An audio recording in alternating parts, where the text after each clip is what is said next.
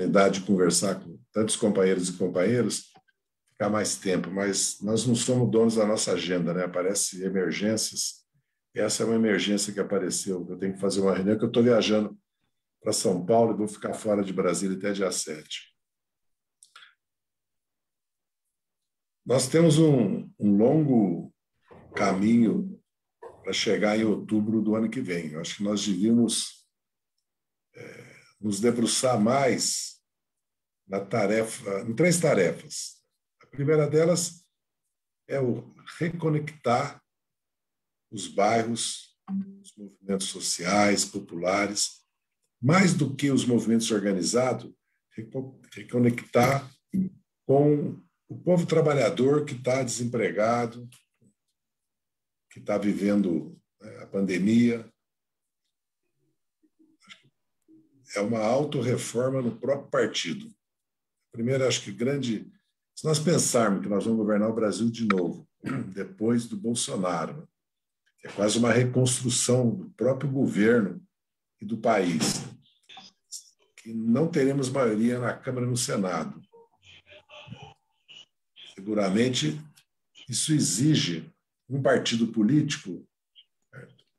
E um nível de organização e mobilização popular em outro nível. É evidente que essa luta social popular vai crescer. A pandemia não é só a pandemia impeditiva, porque senão não teriam havido as mobilizações da Colômbia, né? Nem do Chile, nem do Equador, nem eleições que estão acontecendo no Chile, no Equador, né? E agora no Peru. Nós temos problemas, em parte porque nós passamos quase 5 anos nos defendendo, né? Do golpe, depois do processo e da prisão ilegal, sumária e política do Lula.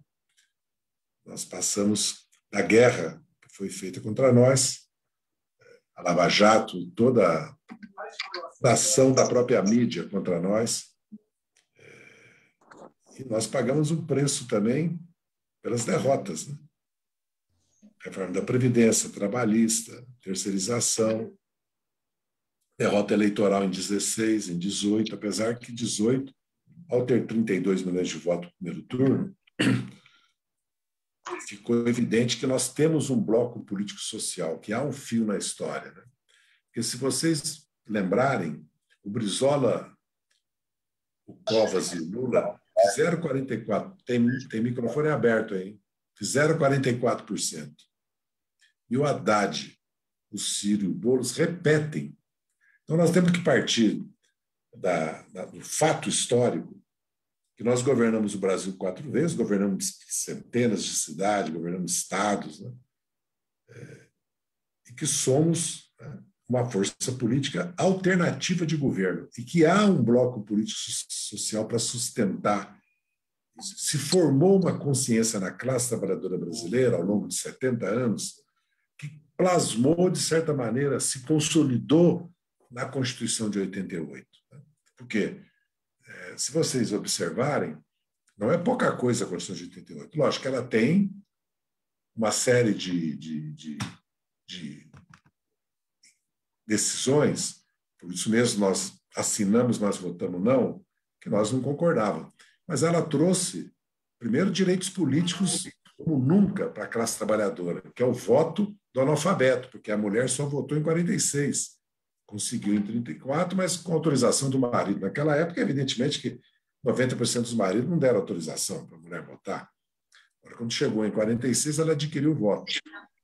E também porque nós ganhamos liberdade sindical, de greve, de organização e política. E as garantias individuais que a Constituição garantiu e a rede de proteção social, que é fantástica.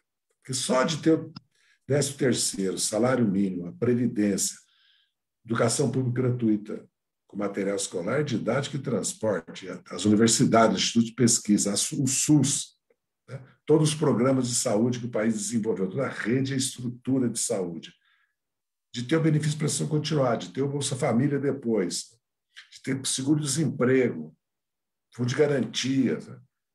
O país, a classe trabalhadora conquistou, porque ela lutou não é o caso aqui da gente fazer uma longa descrição de toda a luta da classe trabalhadora, nem de toda a trajetória do Partido Militar, porque o Brasil, da Primeira Guerra Mundial, quase tem um século, né? A classe trabalhadora faz a sua primeira greve geral, constitui a sua primeira central em 17, uma classe trabalhadora anarco-sindicalista composta por imigrantes, onde os jornais, em grande parte, ainda falavam em catalão, falava vários dialetos italianos, né?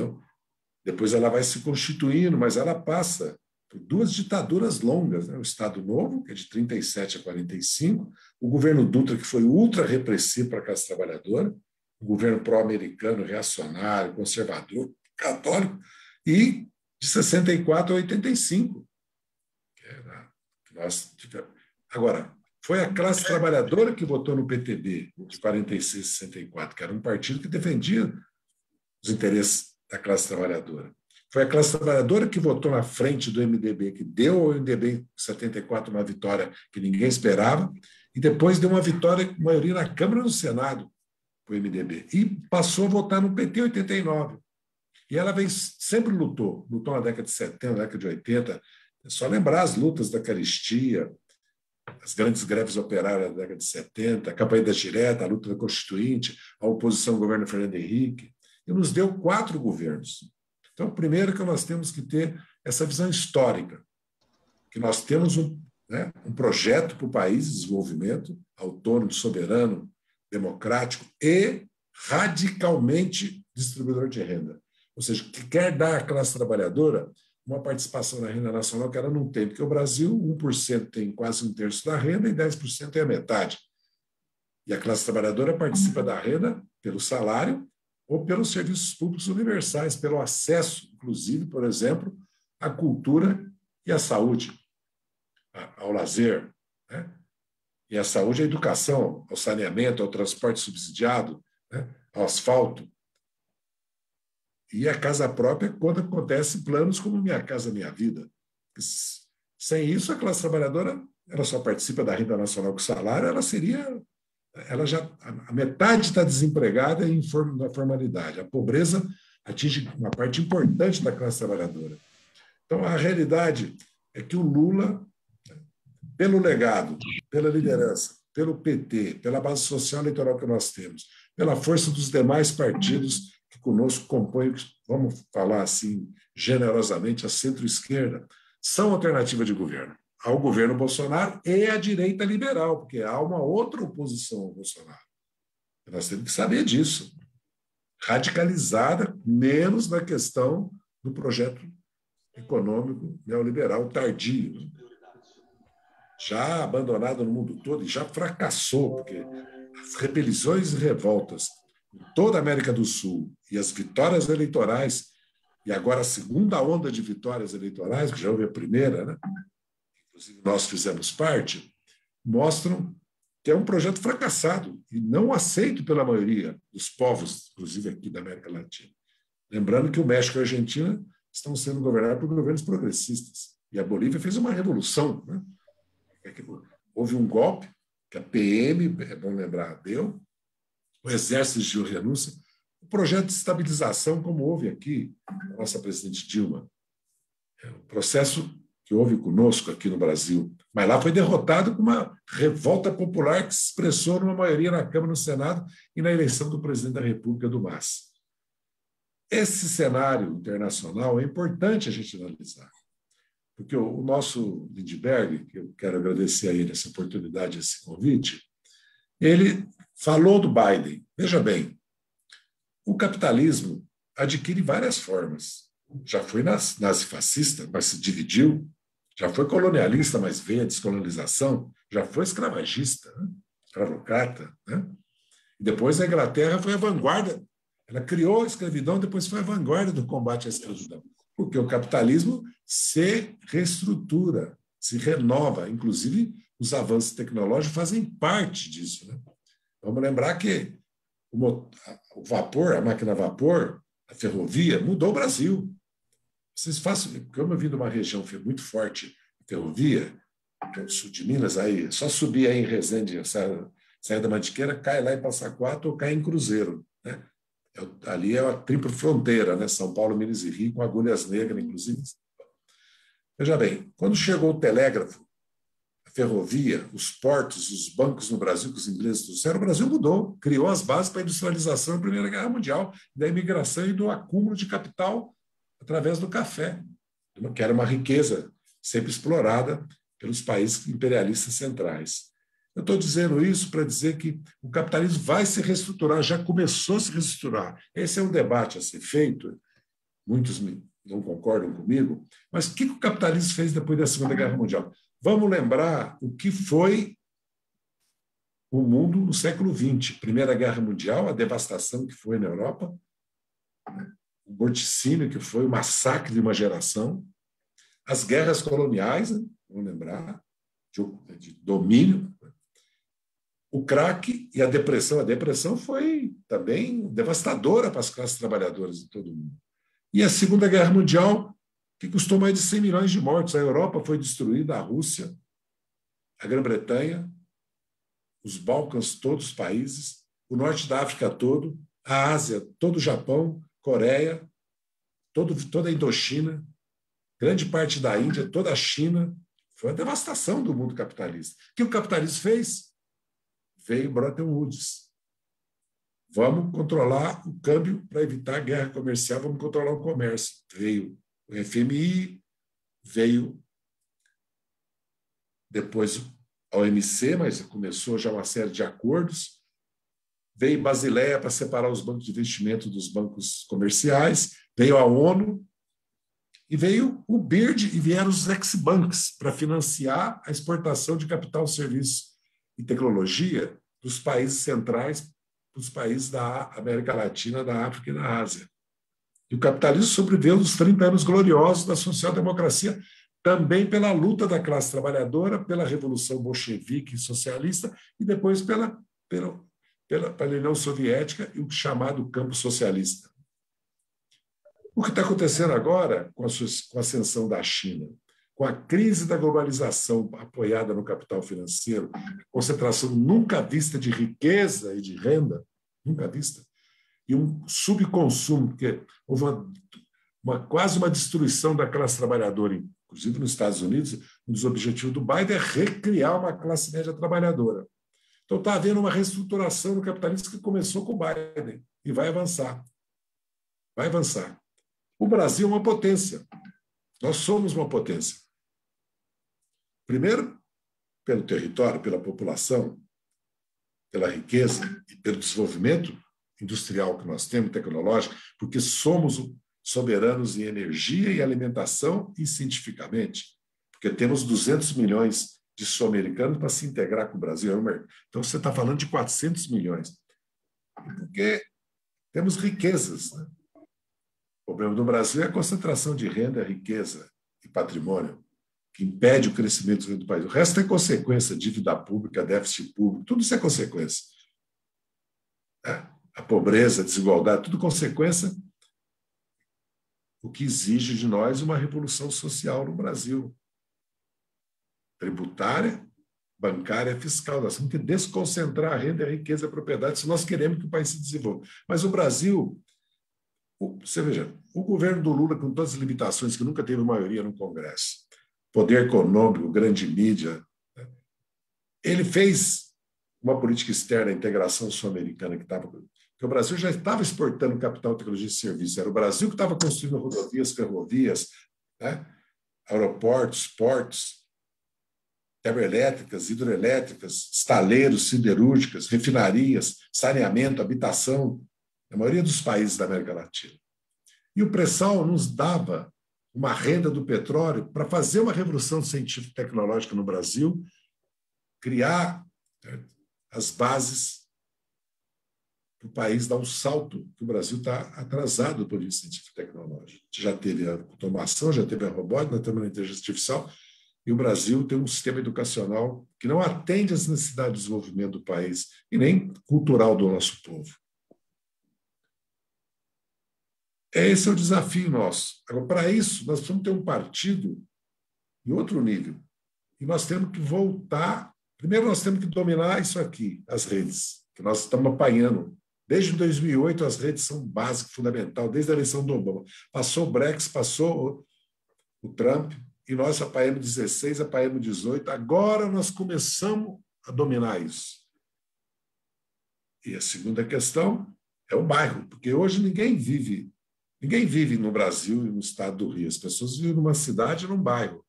Então, e a metade da população não trabalha em fábrica, não trabalha no comércio, no serviço. Está desempregada ou está na informalidade. Então, nós temos uma necessidade. Como nós já criamos um poderoso e forte movimento popular nesse país, essa tarefa está colocada de novo. E a tarefa de autorreforma do partido para fazer essas mudanças. E de construir um poderoso, quase destacamento de vanguarda da classe trabalhadora, movimento popular para sustentar um governo que não terá a maioria na Câmara e trabalhar para eleger pelo menos 200 deputados do nosso campo e pelo menos 25 senadores e vários governadores, para nós ter um bloco político institucional para sustentar essas mudanças. As mudanças, já foi apresentado o plano de reconstrução e transformação, vocês têm debatido, eu sempre resumo numa revolução social que desconcentra a renda e a riqueza. Lógico que no primeiro momento tem plano de 100 dias, reorganização do governo, de ministério, ataque à pobreza, ataque ao desemprego, tanto que nós já temos experiência, porque nós já governamos. Eu estou falando uma perspectiva transformadora do país, porque o plano é de reconstrução e transformação.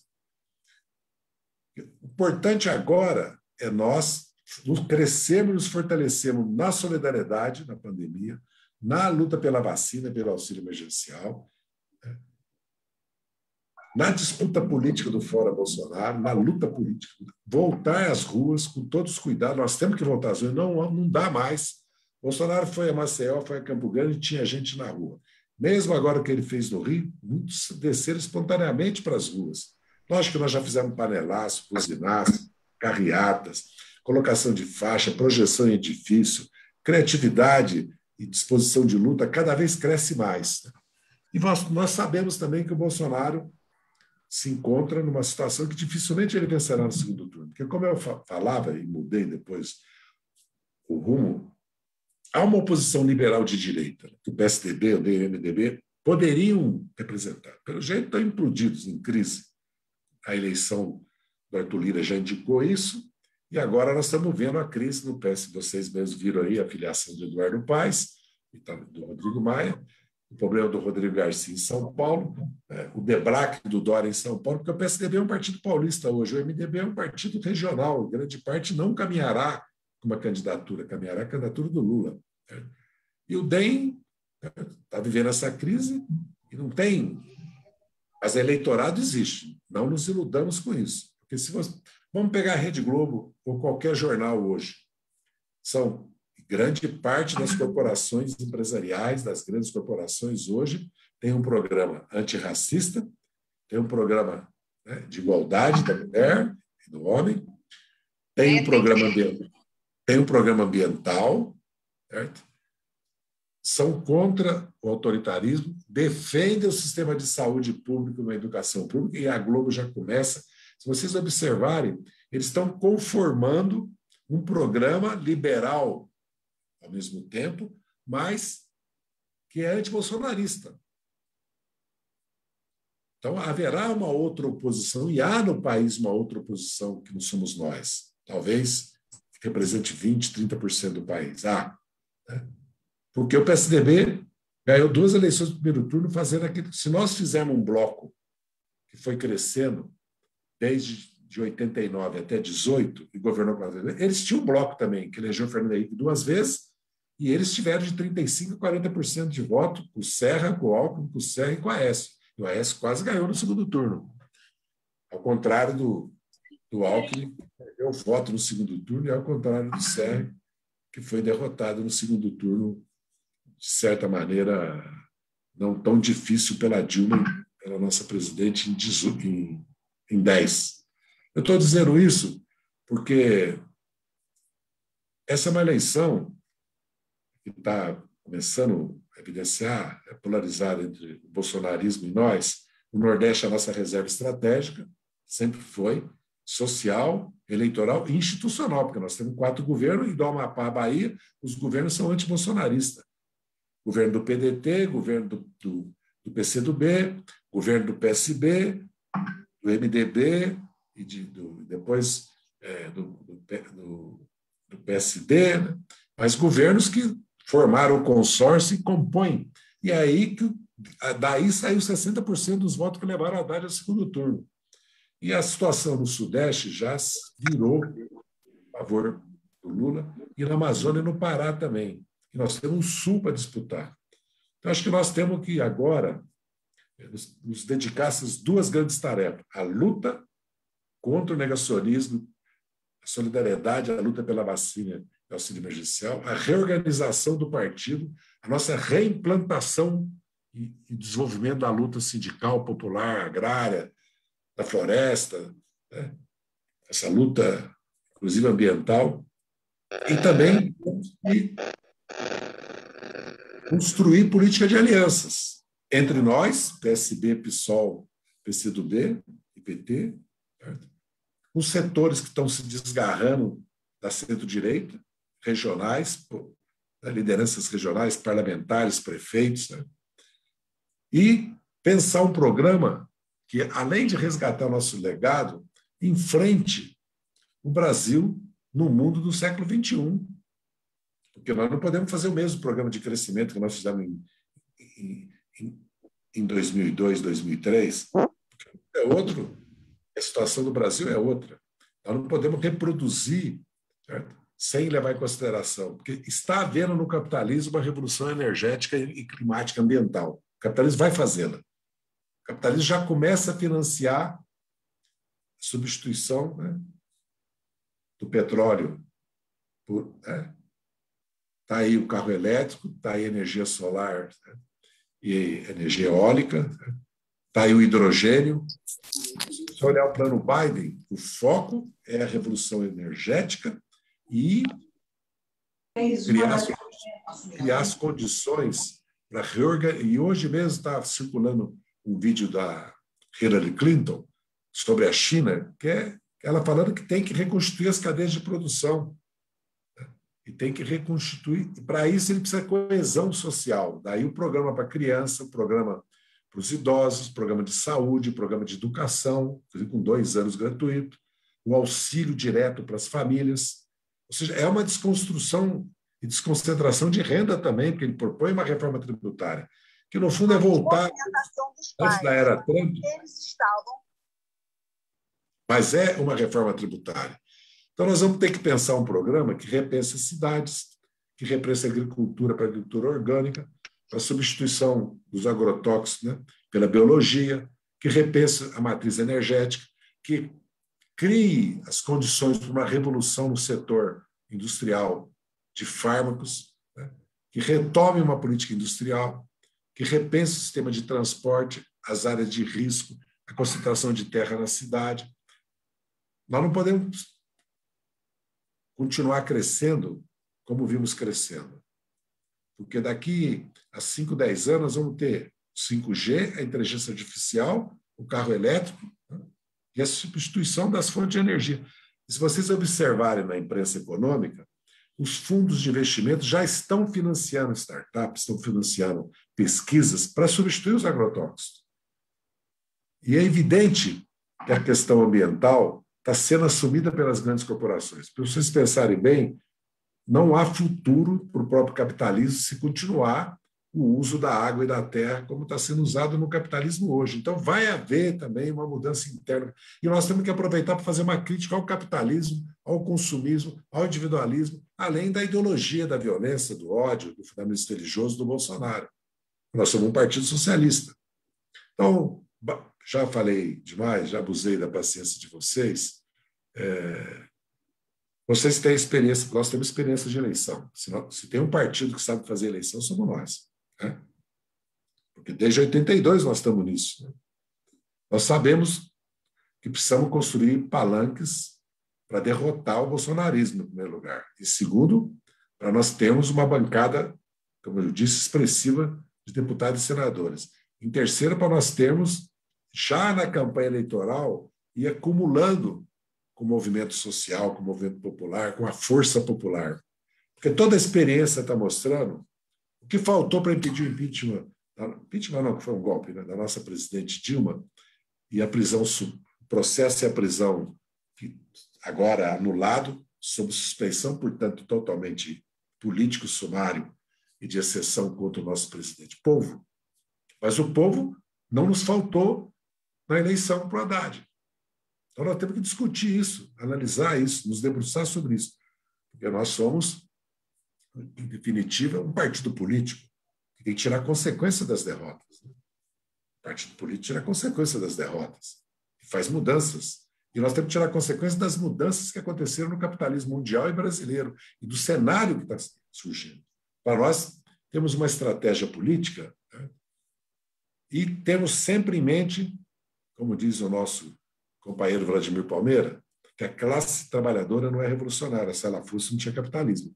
Há uma disputa no Brasil dura em cima da consciência da classe trabalhadora. O liberalismo econômico, o individualismo, o consumismo, o fundamentalismo religioso, o conservadorismo político. E nós temos que fazer essa disputa, porque a classe trabalhadora, em certos momentos, vota à direita. Não necessariamente ela vota à esquerda. É uma construção política, social, cultural. Então, a questão da cultura ganha uma dimensão extraordinária. E se nós observarmos como nós deixamos de fundir a comunicação do governo com a cultura, com a educação, com a ciência e tecnologia. Como nós deixamos de fazer luta política quando estavam no governo. Porque imagine qual é o principal meio de comunicação hoje no Brasil. O Bolsonaro, a palavra do presidente, ele nas redes, ele mobilizando, ele dando direção e dando rumo. O instrumento mais poderoso que existe é o partido e o presidente. Então, o partido, entendendo o partido como todos nós, né?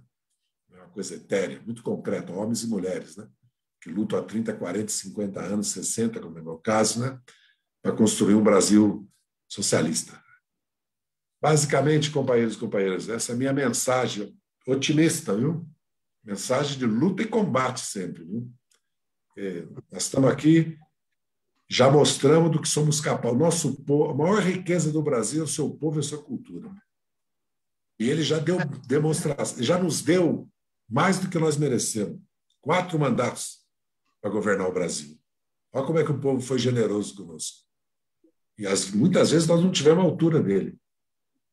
Então, acho que ele nos dará novamente uma oportunidade histórica do próprio Lula, que tem uma experiência fantástica, é um estadista, é um líder com todas as condições. É o único. Se você perguntar para a direita hoje, qual é o líder de vocês que vai superar o bolsonarismo e vai reconstruir o Brasil? Eles não têm. Nós temos o Lula. Que aparece a cada 100 anos. Cada 100 anos. Nós temos o Lula. E temos o PT, que é um partido. Sem desconsiderar que nós temos outros partidos no país, evidentemente, que são nossos parceiros, nossos aliados. Muito obrigado. Zé, eu quero te agradecer. Eu fiz um compromisso contigo que você vai ficar aqui até 20 horas em ponto. 20 horas em ponto eu vou te liberar. Então, eu queria dizer, pessoal, não vai dar para todo mundo falar. Eu quero abrir aqui. Mas eu me comprometo em voltar, viu? Não, fechado. A gente vai fazer depois mais. De 7 de junho, depois de 7 de junho, vocês podem fazer. Né? Inclusive, todo mundo. Pode vocês falarem primeiro, na próxima, e eu falar depois. Para fazer uma coisa democrática. Zé, eu quero. Dando uma de professor de Deus aqui, né? Nada, quero abrir inscrição aqui pelo chat. Os 3 primeiros homens e 3 primeiras mulheres que escreverem vão falar. Esse é o critério. Vou pegar uma água aqui que eu estou sozinho. Viu? Vai pegar água. Viu, Gaia? Os 3 primeiros homens e as 3 primeiras mulheres que se inscreverem aqui vão falar por 2 minutos, que a gente está com esse problema de tempo. Eu queria cumprimentar aqui, Joaci Pedro já foi o primeiro. Eu queria cumprimentar aqui o Olímpio, o presidente do SEJA, que está aqui. Estou vendo Denise Lobato, Cristina Cambas. Poxa, tem uma turma grande aqui. Desculpa não poder falar o nome de todo mundo. RJ Cardoso está aqui, Celso. Manuel Baiano está aqui também, tá? Então, vamos lá. Qual é a relação? a Vicky, a Bel, Rossana, Gaia e Manuela, me ajudam aqui. Calma, gente, as inscrições já acabaram, tá bom? Foram muitas pessoas a se inscreverem. Acho que a gente pode ir intercalando um homem e uma mulher, pode ser? Pode. Tá, Cadê então. Que é o Joci Pedro, né? O primeiro. Isso, primeiro o Joci Pedro, e aí já se prepara para Flávia Cunha, tá bom? Flávia Cunha. Quer falar todos os inscritos já enquanto o Zé volta? Ou o Zé já voltou? Aqui. Tá bom. Aqui. Começa, Joci Pedro. 2 minutos. Joci Pedro da FUP. Boa noite, meu comandante José Dirceu. Gostaria de cumprimentar o meu ex-comandante da FUP, João Moraes, que está aí. Cumprimentar o nosso querido senador Lindbergh. Estamos na luta em defesa da Petrobras, em defesa do Brasil, contra as vendas das refinarias de Salvador, Porto Alegre, Refap, Gabriel Passos em Minas, enfim, contra os desmontes da Petrobras e a retomada da indústria naval. Dirceu, precisamos de você na luta dos companheiros petroleiros e em defender a Petrobras e defender o Brasil. Vou falar no meu setor, que está um desmonte geral. A indústria naval, que tinha 85 mil metalúrgicos trabalhando, hoje não tem 5 mil no Brasil. Petroleiros, nós temos 85 mil e foram demandados com a venda dos ativos, e hoje nós temos em torno de 32 mil. Então, é defender a Petrobras, é defender o Brasil. A Petrobras sempre foi propulsora dos investimentos e da industrialização no Brasil. Energia é a nossa energia. Defender a Petrobras é defender o Brasil. Um abraço, Lindbergh, na Áustria, Olímpio, que eu vi aí, companheiro Moraes, prefeito de Mauá, a vice-prefeita. Um abraço a todos. Valeu, Joci Pedro. Gaia, chama a próxima. Controla o tempo, Gaia. Agora Flávia Cunha, e aí depois já se prepara o Marco Túlio. Boa noite, Zé Dirceu. Boa noite, Lindbergh. Quero falar da juventude, que eu acho que tem que ter uma grande participação, né? Eu tenho um filho que em 2022 vai votar, né? E eu acho que é uma grande participação que a gente precisa politizar, né? E ficou aleijada aí, né? Um tempo, né? Participou do impeachment, mas assim foi uma coisa muito velada, né? E eu acho que é importante da gente falar para a juventude e vocês dois, você, José Dirceu, que foi da Uni, e também o Lindbergh, e eu quero saber qual o projeto que a gente vai ter para poder politizar e levar esse pessoal, né, essa juventude para o PT, né, e para votar no Lula, né? Agora o Marco Túlio e depois a Bel, da UE. Bom, boa noite a todos. Lindbergh, meu companheiro de longa data.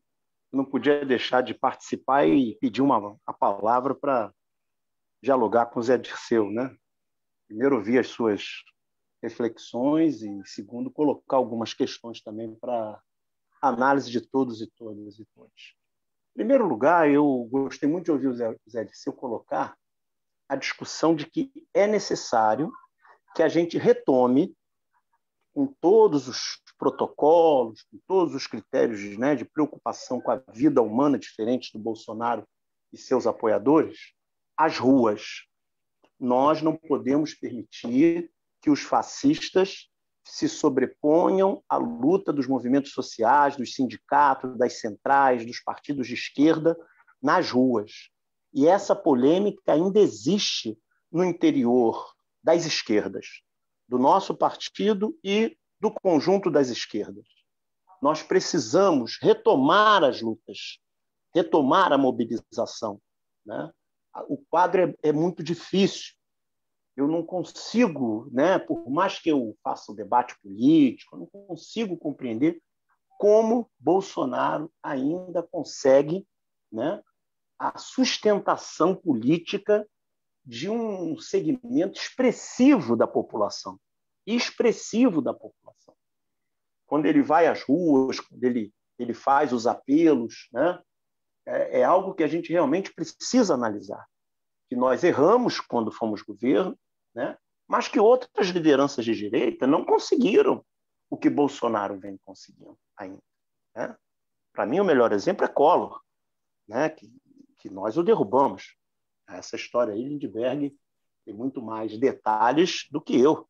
Né? O Collor não teve o apoio e no início ainda do seu governo, né, tempo semelhante a Bolsonaro, para encerrar, para encerrar, a força que Bolsonaro tem. Mas eu acho que essa nos anima essa fala do Zé Dirceu, no sentido de que nós precisamos realmente retomar as ruas, e o dia 29 é um momento que a gente tem de início dessa caminhada.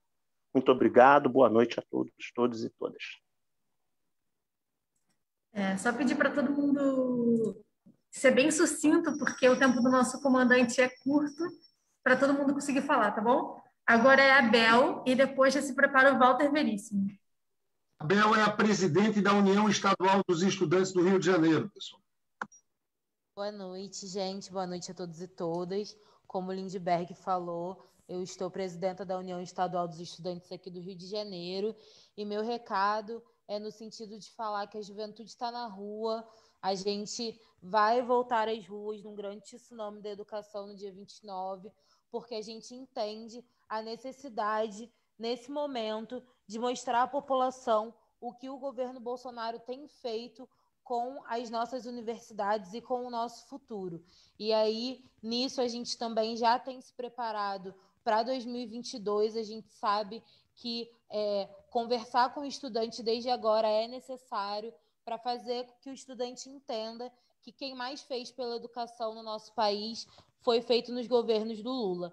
Então, a gente está aí na rua, a gente está já dialogando, mesmo que a gente esteja em ensino remoto, a gente não parou de trabalhar, a gente não parou de lutar, a gente tem aí tentando ocupar as redes o máximo possível para poder mostrar para essa juventude que está aí nas redes por causa da pandemia, e já estaria se não tivesse, né? Mas por causa da pandemia está muito mais, tudo que tem acontecido no país e qual é a solução para isso tudo, que é derrubar Bolsonaro e eleger Lula em 2022. No mais, agradecer o espaço, dizer que é sempre muito bom estar aqui com vocês, a gente se reunindo, e não vejo a hora de chegar a vacina para a gente se ver pessoalmente.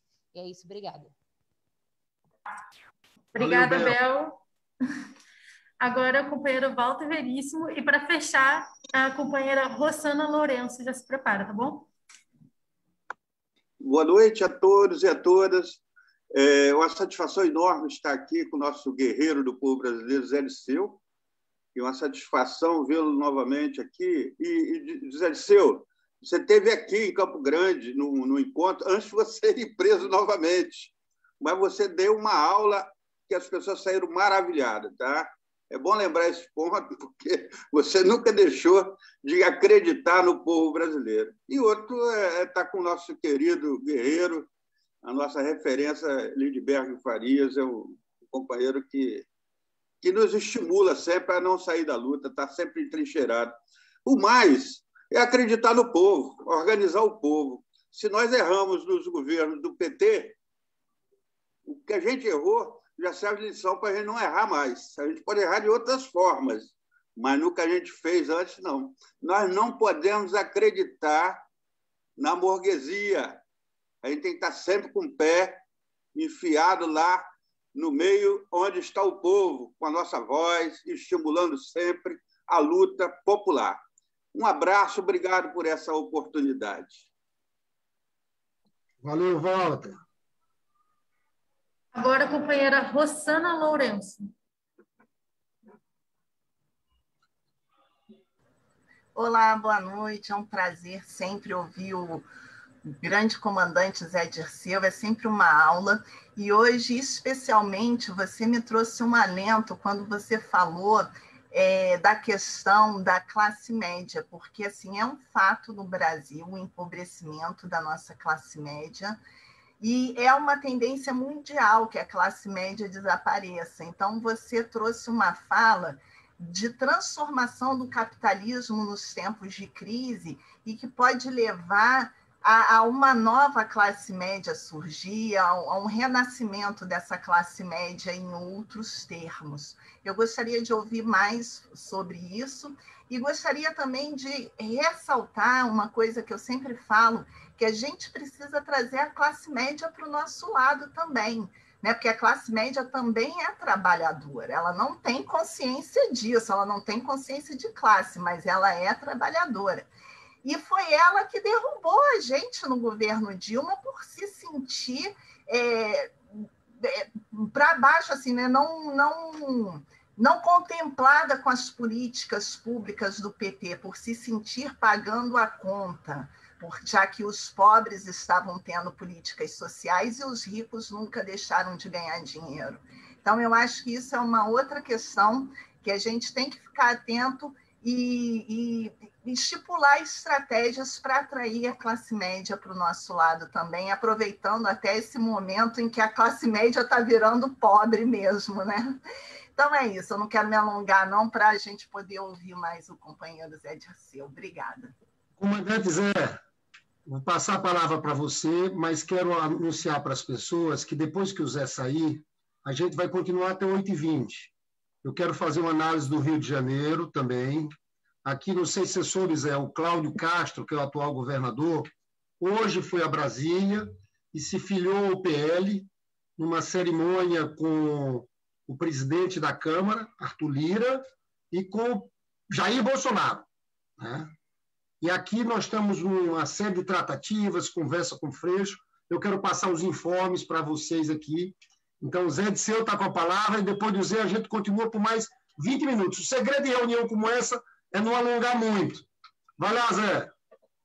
Obrigado, Lindbergh. Muito importante a discussão sobre São Paulo, Rio e Minas, né? Porque é o famoso triângulo estratégico do Carlos Marighella, né? É fundamental para o país. Como nós temos em São Paulo o Haddad, o Boulos e o França, apesar que o França é um político assim, mais do centro que da esquerda, mas é um político que, por exemplo, fez a minha campanha de governador em 94. Fez toda ela, fez comigo, inclusive. Muito ligado ao Mário Covas. E nós temos no Rio, nós temos o Freixo e temos o nosso Rodrigo Neves, do PDT, que elegeu seu sucessor, que é uma liderança importante. Como temos também o nosso Lindbergh, a Benedito, tem o André Siciliano, que pela oposição que ele ocupa, pode também falar com a sociedade, conversar com a sociedade, que o partido tem que potencializar essas lideranças, né? E Fabiano de Maricá. Tem o Fabiano, tem a experiência de Maricá, né? Nós temos uma experiência de Maricá. Estou falando isso porque estou fazendo uma live. Aqui a dona Maria Antônia, 10 anos. Está aqui, ó. Eu gostei. Eu estou fazendo uma live.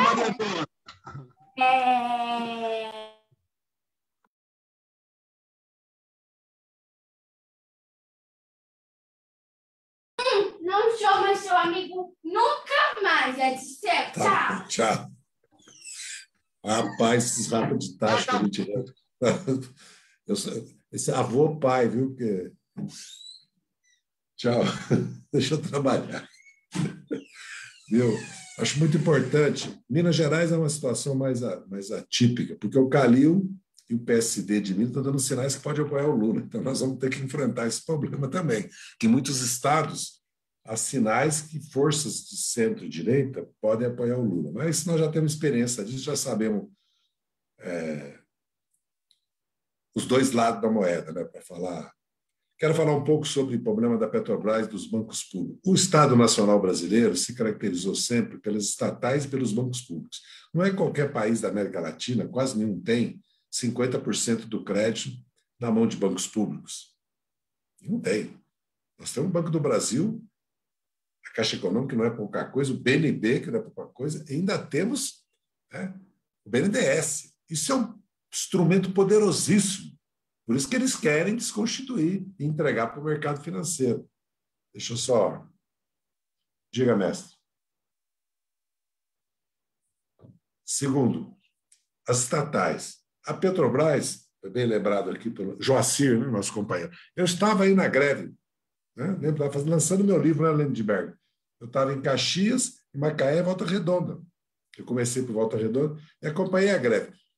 Prestem atenção, as categorias que estão de pé foram as categorias que tinham alta sustentação: bancário, petroleiro, metalúrgico e professor, né? E metalúrgica, professora, bancária e petroleira, né?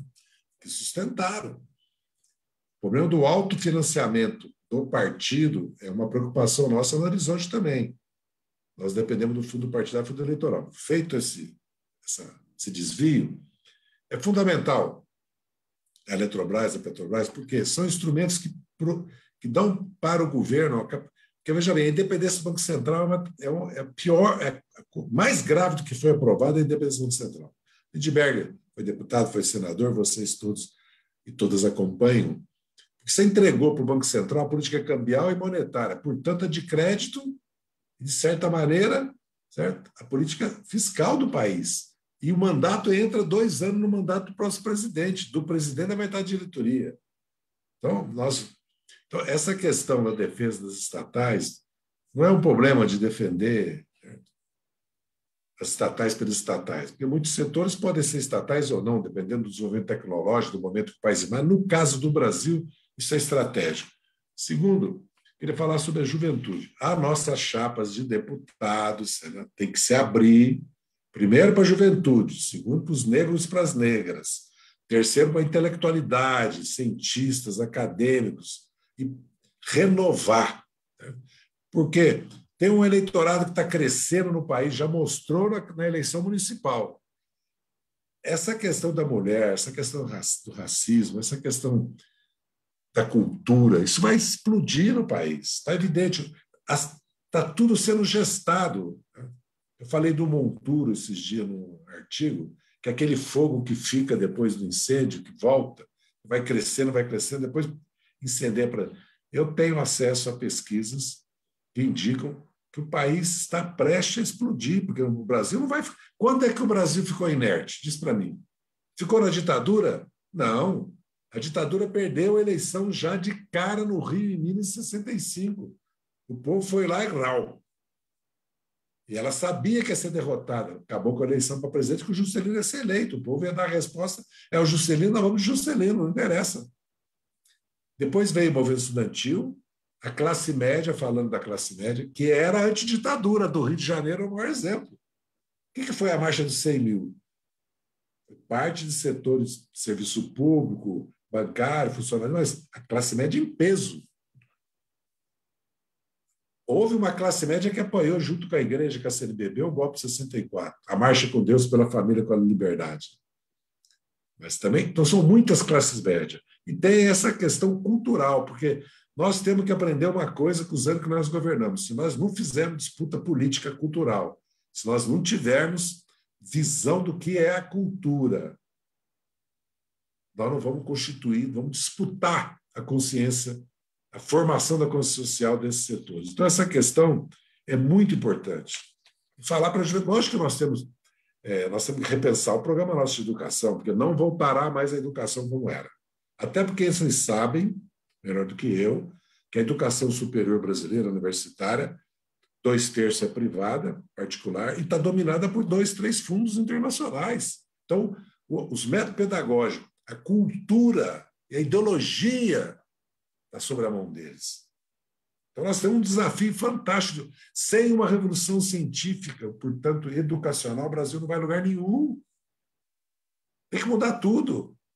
Como é que pode um PM, dependendo do estado, em Brasília, um agente penitenciário ganhar 7, 8 mil reais e um professor não ganhar? Como é que põe o início da Polícia Federal, o início da Polícia Rodoviária, o início da Defensoria Pública é 11, 12 mil reais? E a área de saúde e educação?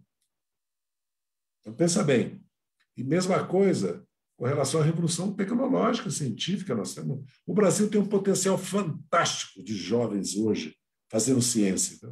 Por isso que nós criamos Ciência Sem Fronteira, por isso que nós criamos o FIES, o ProUni, e nós investimos pesado na universidade. Então, essa mensagem para a juventude e o problema do emprego, porque não haverá mais emprego como nós vivemos. Não haverá emprego, saúde, educação, lazer, cultura, cuidado, né? A economia do cuidado, né? E redução da jornada para 4 horas. Vai ser outro mundo. Que já era a agricultura. E agora, com 5G, vai haver uma revolução que já está acontecendo nos serviços, no comércio, além de ser na indústria, e na comunicação, na nossa vida, nas coisas, nas gentes. Então, nós temos que estar abertos para isso. Por fim, eu queria me despedir de vocês, porque eu fiz a minha fala, não fiz um diagnóstico do governo Bolsonaro, porque o problema grave do governo Bolsonaro é que não é mais um governo, como o Fernando Henrique, o Collor, o mesmo Itamar, o Temer mesmo. É um governo de ultradireita, militarizado, obscurantista, fundamentalista e submetido à hegemonia norte-americana. Inclusive, as nossas Forças Armadas estão sob o comando sul-americano e a OTAN, e que desconstruiu as nossas relações internacionais, está destruindo a Amazônia, não vamos ter ilusão. Não vamos ter ilusão sobre isso. O avanço do Pará e do Mato Grosso está pressionando a Amazônia, é evidente. Desconstituiu a estrutura de administração pública e, foi bem chamado aqui pela Rosana, criou, com o neopentecostal, com